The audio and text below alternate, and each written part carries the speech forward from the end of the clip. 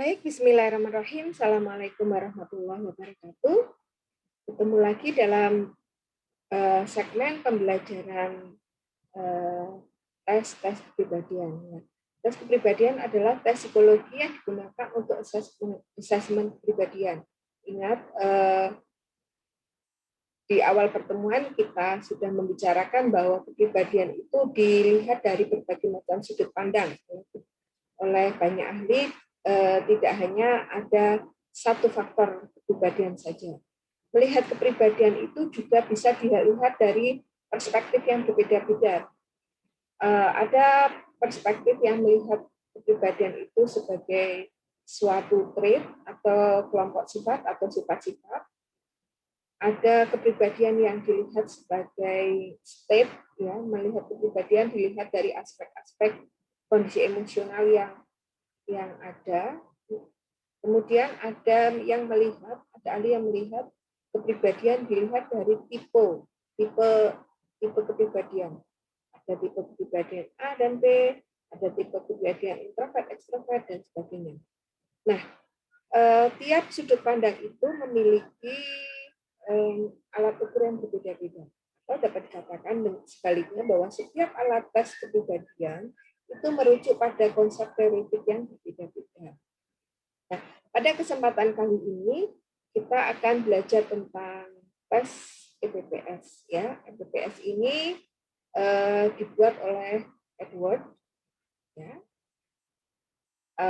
Materi sepenuhnya akan saya kirim melalui touch screen berikut.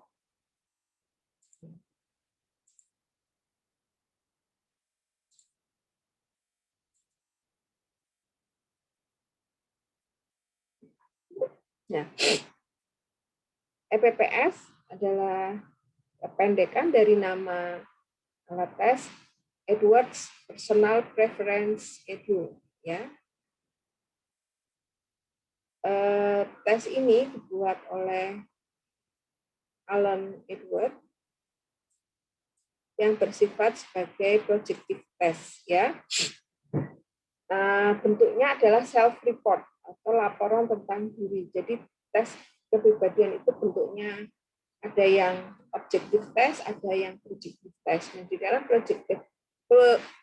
objective test ini ada yang bentuknya self-report. Jadi ada serangkaian pernyataan, individu itu disuruh menjawab sesuai dengan keadaan dirinya. Itu namanya self-report.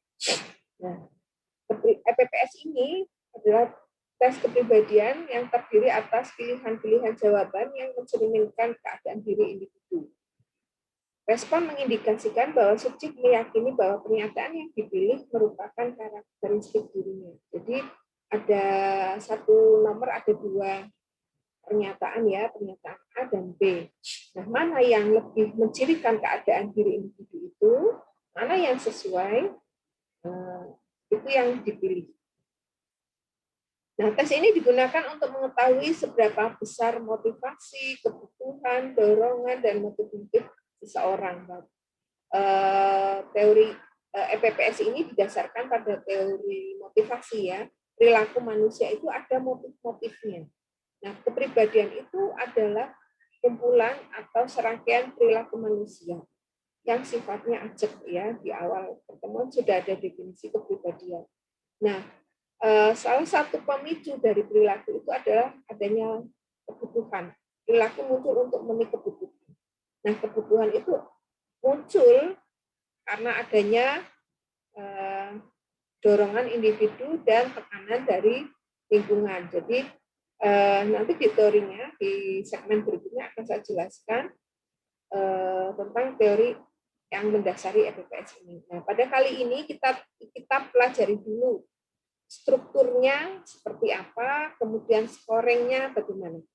Ya, baik. EPPS ini disusun dari teorinya Henry Murray. Ya, Murray sendiri mengemukakan ada 20 kebutuhan. Nah, dari 20 kebutuhan ini oleh Edward dispesifikan karena menurut Edward, ada beberapa need yang overlap atau yang tumpang tindih dan itu hampir sama, sehingga digabungkan menjadi satu need. Sehingga Edward menggunakan 15 need yang menjadi dasar dari EPPS. Nah, need dalam EPPS merupakan gejala kontinum dari positif sampai negatif. Jadi kontinum itu seperti ini ya, satu garis bilangan. Satu garis, ada ujung sebelah kiri dan ujung sebelah kanan. Nah, bergerak satu need ini bergerak ya. Ada yang tinggi kuat sekali berarti ada dan bergerak ke yang kurang. Nah, EPPS ini sifatnya forced choice ya. Subjek diminta untuk memilih A dan B, nggak ada pilihan yang lainnya. Suka mana yang lebih suka itu dipilih, mana yang misalnya keduanya tidak disukai tetap harus dipilih. Itu forced choice ya, dipaksa untuk memilih. Pasangan pernyataan tersebut mungkin saja sama-sama menggambarkan diri individu atau bahkan tidak menggambarkan dirinya. Ya, dalam hal ini individu tetap harus memilih. Pasangan itu A dan B, bisa jadi A dan B itu adalah sama-sama yang kita sukai. Tapi harus milih satu, mana yang lebih disukai. Bisa jadi A dan B itu sama-sama tidak disukai. Tapi mana yang lebih bisa kita terima dari yang tidak disukai itu. Sehingga yang dipilih adalah yang tingkat ketidaksukaannya atau tidak sesuaiannya itu bisa kita terima. EPPS ini sebagai alat tools, alat bantu untuk kita memahami seseorang, terutama tentang dorongan-dorongannya, kebutuhan-kebutuhannya, sehingga bisa digunakan dalam proses konseling pribadi atau dalam proses seleksi. Jadi dalam proses seleksi itu akan dipilih orang-orang yang punya dorongan yang optimum, yang bisa menunjang kinerja yang optimal. Ya, maka dari EPPS itu akan dilihat orang-orang atau individu-individu yang mana saja yang memiliki dorongan-dorongan yang bisa menunjang kinerja dia, yang kurang atau mengganggu kinerja dia, atau orang-orang yang punya kebutuhan yang itu mengganggu kinerjanya tidak akan dipilih, ya, tidak lolos. Prinsip ekonomi. Dalam EPPS itu ada kemungkinan terjadi kewaspadaan. Jadi kita atau individu itu memilih sesuatu yang secara sosial itu kurang dapat diterima. Nah, itu namanya social desirability. Nah, pada EPPS itu berpotensi munculnya social desirability itu. Sehingga untuk mensiasati agar serta atau testi itu menjawab apa adanya, tidak khawatir akan adanya penilaian sosial yang kurang baik terhadap dirinya, dalam instruksi disampaikan bahwa hasil tes ini tidak ada evaluasi baik buruk tentang diri Anda. Jadi tidak akan ada penilaian Anda itu baik atau tidak baik. Semua jawaban dari hasil tes ini adalah bisa diterima.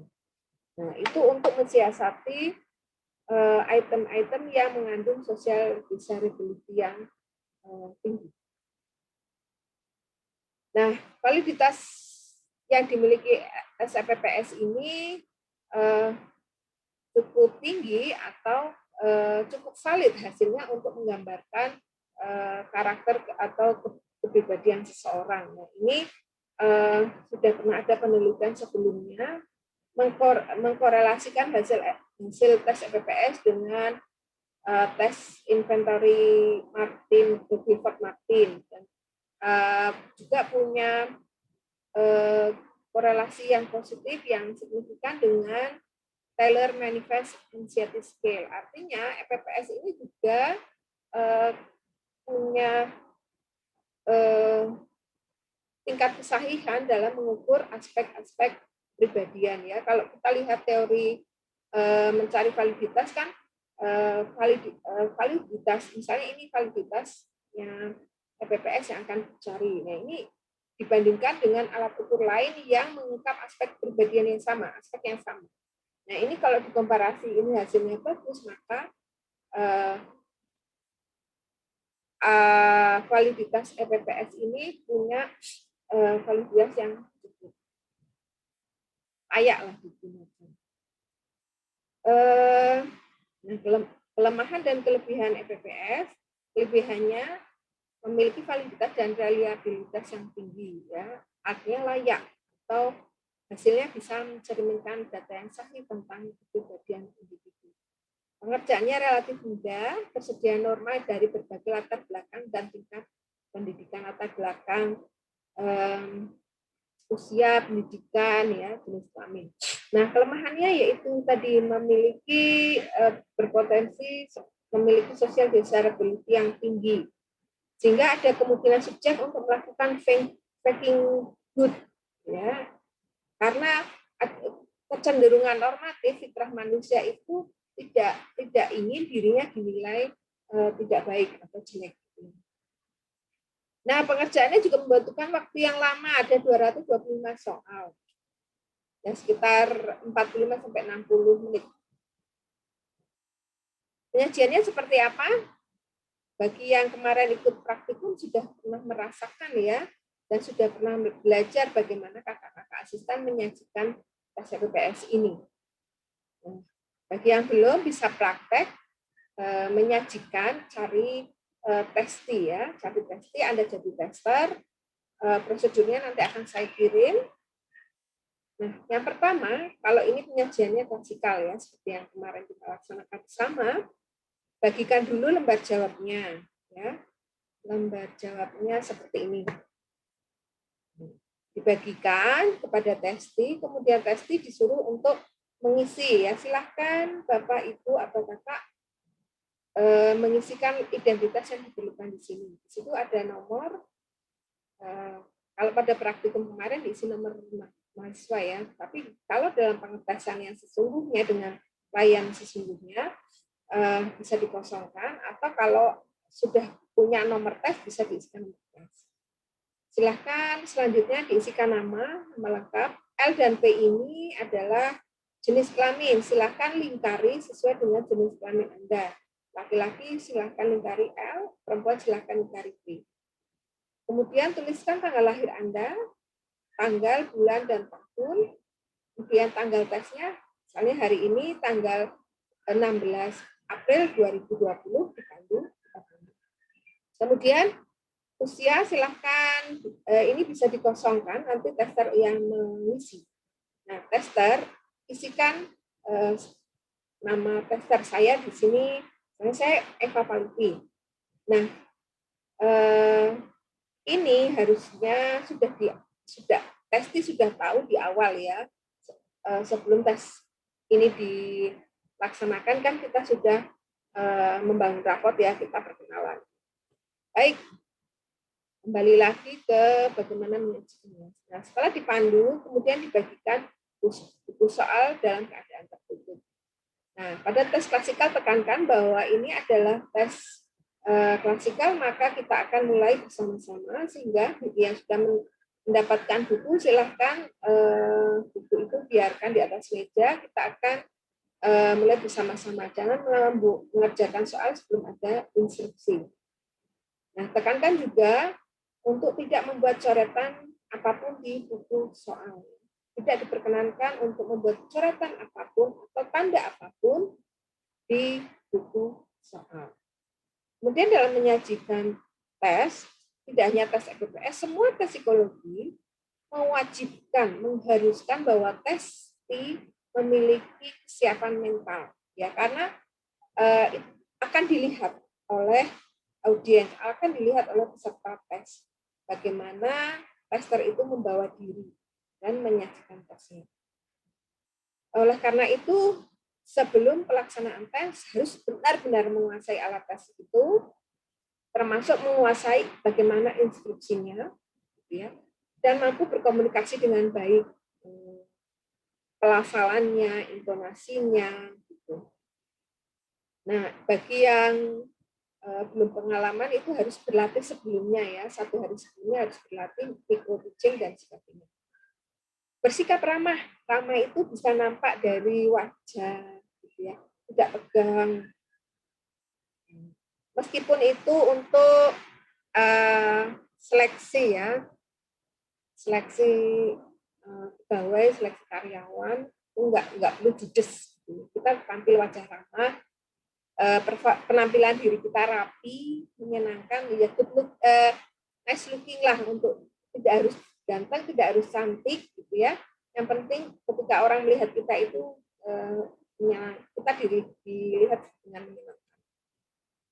Nggak aula-aulan, nggak kumel gitu. Menguasai atas yang akan dibangun. Nah, instruksinya nih, ya. Penguji mempersilahkan testi untuk menyimak instruksi yang ada, sementara itu penguji membacakan instruksinya. Nah, berikut ini akan saya contohkan dulu menyajikan instruksinya ya. Nanti akan saya jelaskan pengertian. Baik Bapak Ibu, kita akan mulai tes berikutnya. Pada tes ini akan Anda temui 225 nomor dan tiap nomor terdiri atas 2 pernyataan. Nah, tugas Anda adalah memilih 1 dari 2 pernyataan yang telah disediakan. Pernyataan A dan pernyataan B.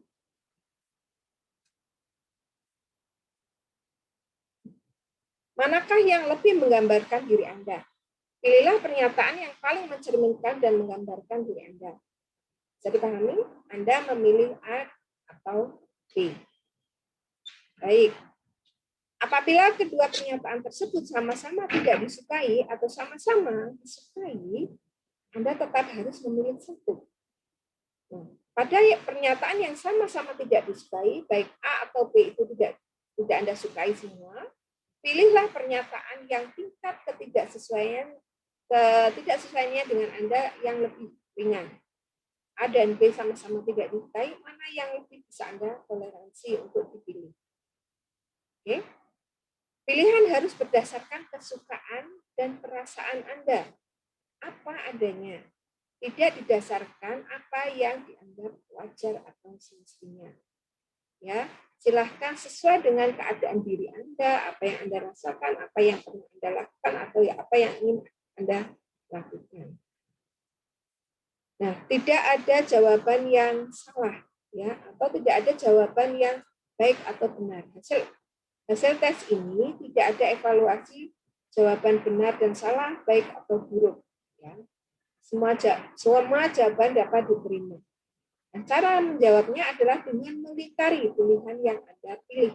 Jika Anda memilih A, silahkan A dilingkari. Atau jika Anda memilih B, atau sesuai dengan pernyataan B, lingkari huruf B-nya. Oke, setelah Anda selesai, jangan sampai ada yang tertinggal, silahkan bisa dicek kembali setiap nomor yang ada. Bagaimana? Penjelasannya bisa dipahami? Instruksinya bisa dipahami? Nah, itu adalah instruksinya. Ya, Anda menyajikan instruksinya seperti itu. Setiap instruksi diberikan, pastikan Anda menanyakan apakah bisa dipahami, apakah untuk memastikan bahwa subjek itu paham apa yang harus dikerjakan, apa yang harus dilakukannya. Nah, ini lembar jawabnya. Ya, ini kalau Anda menyajikan di kelas, maka Anda bawa lembar jawabnya di depan begini ya. Nah, Anda pilih A atau B. Terus saya nggak bawa lembar jawabnya. Atau kalau Anda menyajikan individual, Anda bisa duduk berhadapan gitu. Lembar EPPS ini, lembar jawab EPPS, taruh di meja.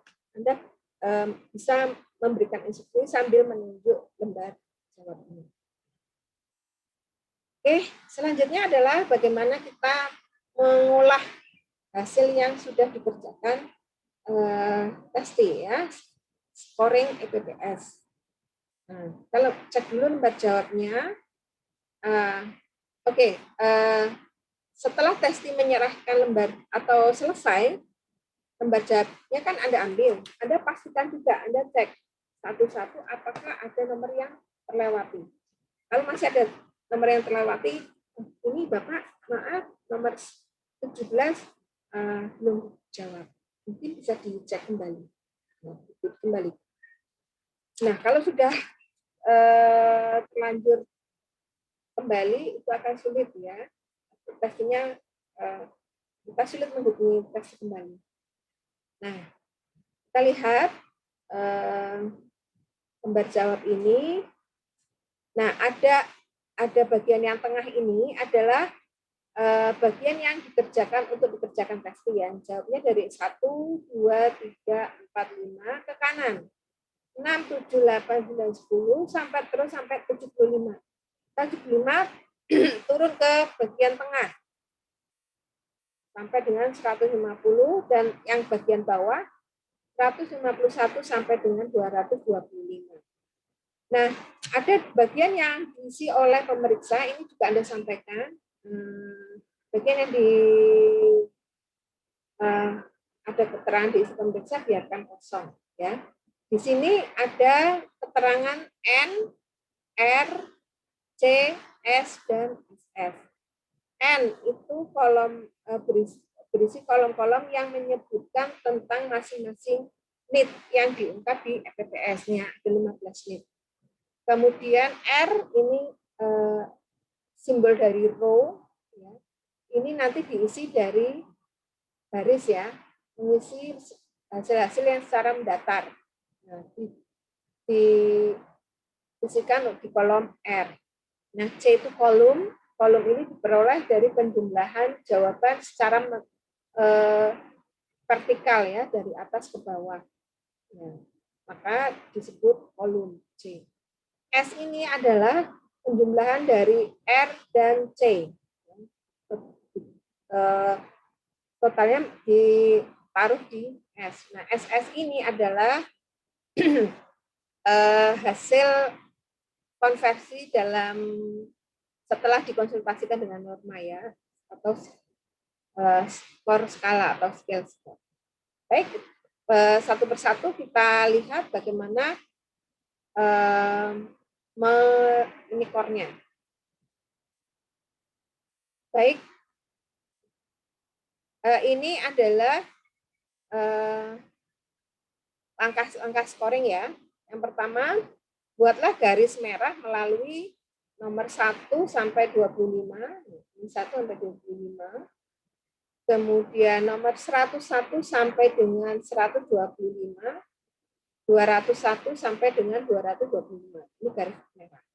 Kemudian buat garis biru melalui nomor 26 sampai dengan 50. Bisa di nomornya, bisa di jawabannya. Boleh di jawabannya. Itu garis-garis ini adalah alat bantu kita mengecek jawaban subjek ya, dan alat bantu untuk menghitung jawaban subjek.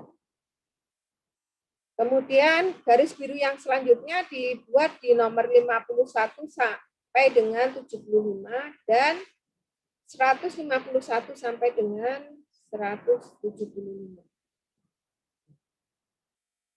Oke, selanjutnya setelah dibuat garis merah dan biru, atau boleh yang lain ya, tidak harus merah dan biru, itu enggak. Untuk membedakan saja ya, jangan sama warnanya.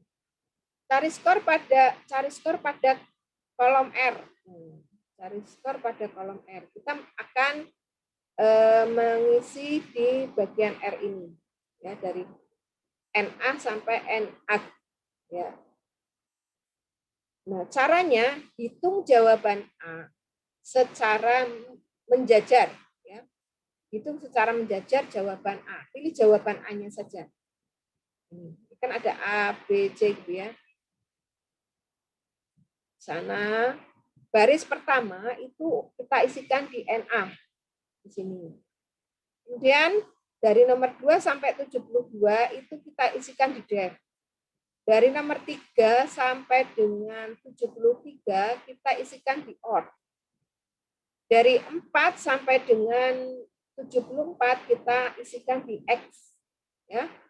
Dari 5 sampai dengan 70 kita isikan di R bagian out. Ya. Kolom R untuk out, otonomi. Begitu seterusnya sampai 155 ke 225. Kita isikan kolom R untuk N equation. Ya. Ingat, yang dihitung adalah jawaban A dan jawaban yang tidak dihitung adalah jawaban A yang terkena garis merah. Misalnya ini di sini ada A. Ya. Nah, ini tidak dihitung. Ya. Yang dihitung adalah yang tidak terkena garis merah. Artinya di sini.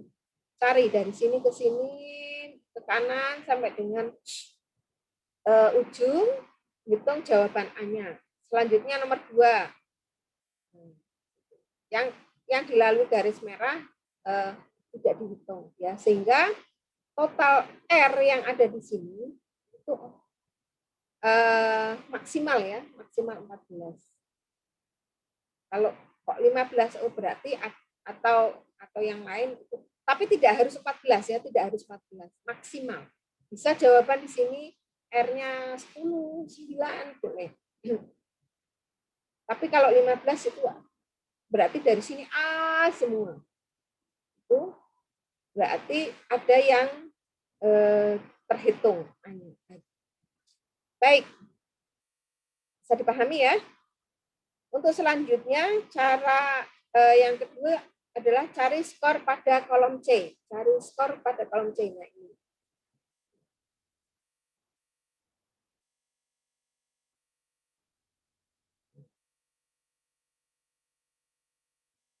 Sama. Dari atas di masing-masing NEET punya skor C. Nah, skor C ini diisi untuk jawaban B, ya. Dicari jawaban B, hitung secara vertikal dari atas ke bawah. Kalau A tadi mendatar, kalau B ya dari B untuk NA ya di sini, hitung jawaban dari nomor 1 ke 155. Cari jawaban B kecuali jawaban B yang dilalui garis merah. Garis merah kan ada di sini. Nah, itu tidak diperkenankan dihitung. Dari 1, 2, 5, 7, 6, 51, dan seterusnya. Isikan di sini. Nah, kolom kedua, dari 6 sampai dengan 160, cari jawaban B, letakkan di kolom C yang kedua. Untuk N def, ya, different. Kemudian dari 11 ke 165, cari jawaban B kecuali yang dilalui garis merah. Letakkan di kolom C yang ketiga atau order.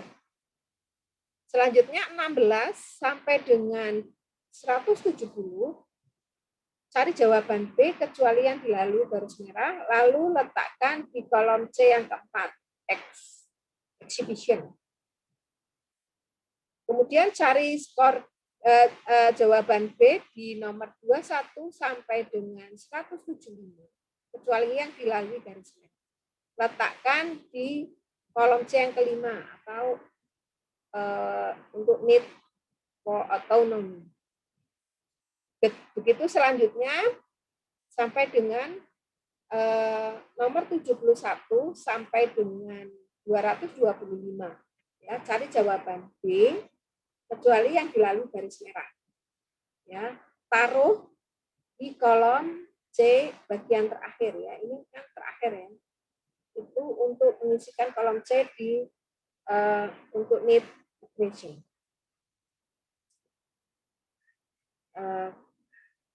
Selanjutnya Selanjutnya adalah kita mencari nilai untuk kolom S ya.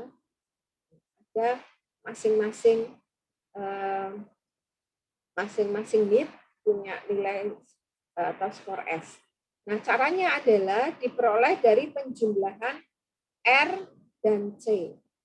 S ini adalah hasil penjumlahan antara R dan C. Jadi R tambah C hasilnya dituliskan di sini kolom S. Tiap aspek ya, tiap NEET. Di bagian order di NEET yang kedua, NEET per order R ditambah C hasilnya berapa? Terus sampai dengan yang NEET yang terakhir yaitu NEET aggregation. R NEET aggregation ditambahkan skor C hasilnya berapa? Tuliskan di kolom S. Nah, setelah didapatkan semua skor pada kolom S ini, ya, semua sudah punya nilai, Anda hitung. Perhitungan ini wajib Anda lakukan untuk mengecek apakah proses pemindahan, proses scoring yang Anda lakukan itu sudah benar. Tidak ada jawaban yang terlewati atau betul. Ya. Nah, ngeceknya bahwa jumlahkan seluruh nilai-nilai yang ada di kolom S ini, ya, dijumlahkan semua dari NA sampai NA, hasilnya harus 210. Nah, kalau lebih atau kurang berarti Anda cek lagi. Bisa jadi Anda menghitung jawaban R atau C-nya salah. Ya. Atau menjumlahkan R tambah C juga salah.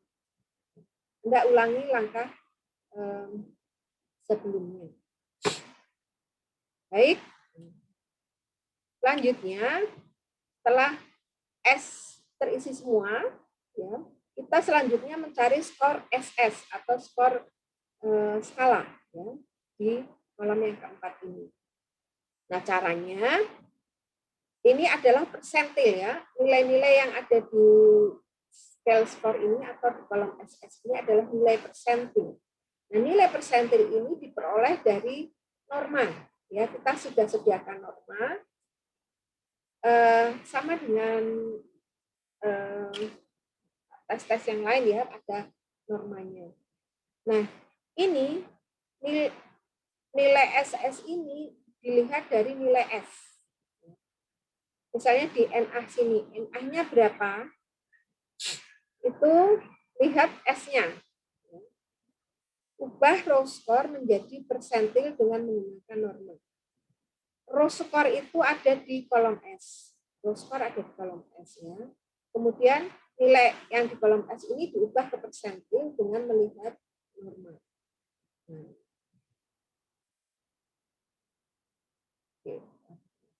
Nah, normanya seperti ini.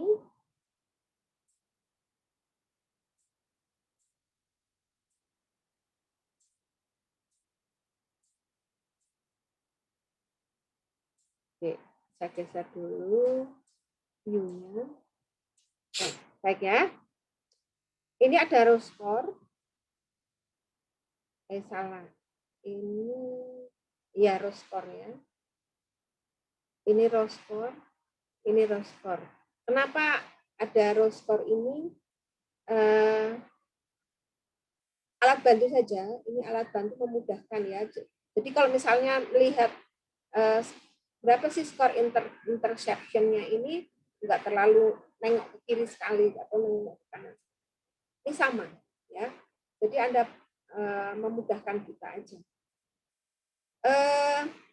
Kita lihat yang sebelah yang putih ini, yang kalau berwarna putih adalah raw score. Raw score dimulai dari apa? Ya, nilai S ya. Raw score dimulai dari nilai S. Nah, yang berwarna ini adalah SS, skor persentil ya, skor persentil. Jadi misalnya di kolom S untuk NA, ini achievement, itu skornya berapa? Misalnya S-nya 20. S-nya 20. SS-nya berapa? SS untuk NA berapa? Oh, 86. Kemudian kita sudah punya nilai NA, kita cari nilai differentnya, NDEF-nya. Misalnya dari hasil pengolahan perhitungan, S-nya diperoleh 14 untuk NDEF. Ya, NDEF 14, berapa SS-nya? Oh, 81. Terus kita cari untuk OR. Hasil S, nilai S untuk OR berapa? Misalnya 20 ya. Anda cari 20 itu SS-nya berapa? Oh, 20 itu SS-nya 99. Termasuk ketika mengisikan bagian sacrance ya. Raw score-nya berapa? S-nya berapa? 10. Anda S-nya 10, SS-nya berapa Anda cari? 50. Nah, agar lebih mudahnya gini. Kalau S-nya 10, raw score-nya berapa? 50. Bisa dilihat dari sini atau nah, ini Anda perhatikan jenis kelamin testi Anda ya. Tingkat pendidikan dan jenis kelamin. Ini adalah untuk mahasiswa dan sarjana laki-laki. Kalau ini adalah untuk college student, itu mahasiswa atau sarjana yang jenis kelaminnya perempuan. Ya, jadi nanti kalau yang nggak ikut praktikum di kampus kemarin, ya cari yang dewasa ya. Nanti kalau dewasa itu nah ini judul normanya adalah percentile for general adult, laki-laki atau perempuan. General adult, men atau woman, laki-laki atau perempuan. Ya. Jadi ingat jenis kelamin dan tingkat pendidikan. Baik, nah kalau SS-nya sudah ketemu,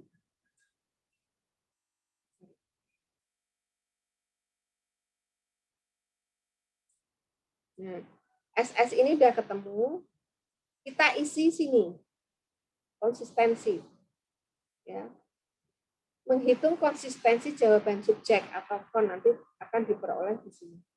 Nah, EPPS itu kenapa perlu ada cek seperti ini? Nah, menurut Edward karena EPPS itu rentan social disability tentang kecenderungan untuk menjawab apa yang seharusnya, apa yang diharapkan secara sosial, maka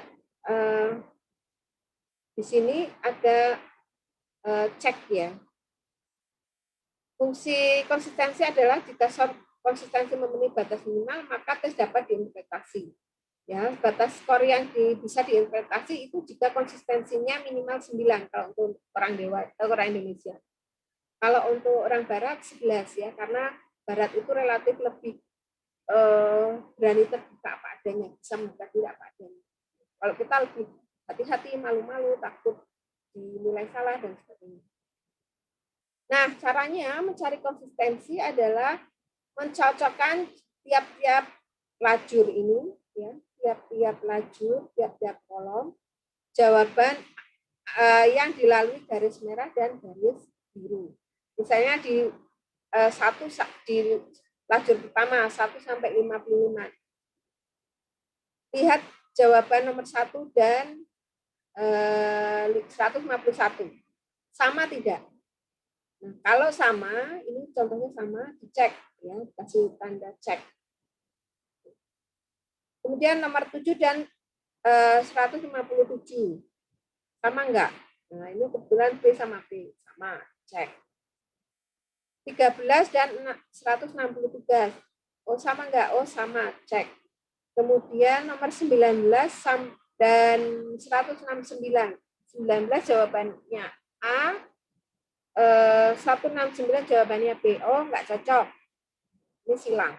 Kalau sama dicek, kalau tanda cek seperti ini, kalau tidak sama silang. Sama seterusnya. Sampai di misalnya nih, nomor 75 dengan jawaban di nomor 75 dengan jawaban di 225. Sama atau enggak? Kalau A ya A sama A, kalau semi B ya B, kalau A sama B ya berarti disilang. Tuh. Ya, ini ada total 15. Kalau sama disilang, sama dicek, tidak sama disilang. Nah, untuk interpretasi ini nanti dilihat dari skor ini. Nah, SS-nya untuk interpretasi. SS ini akan kita bagi dalam 5 kategori ya. Tinggi, agak tinggi, sedang, agak rendah, dan rendah. Nah, ini kriterianya. Kalau SS-nya itu 95 ke atas, ya, itu artinya sangat tinggi. Kalau skor SS-nya 90 sampai dengan 94 itu kategorinya tinggi.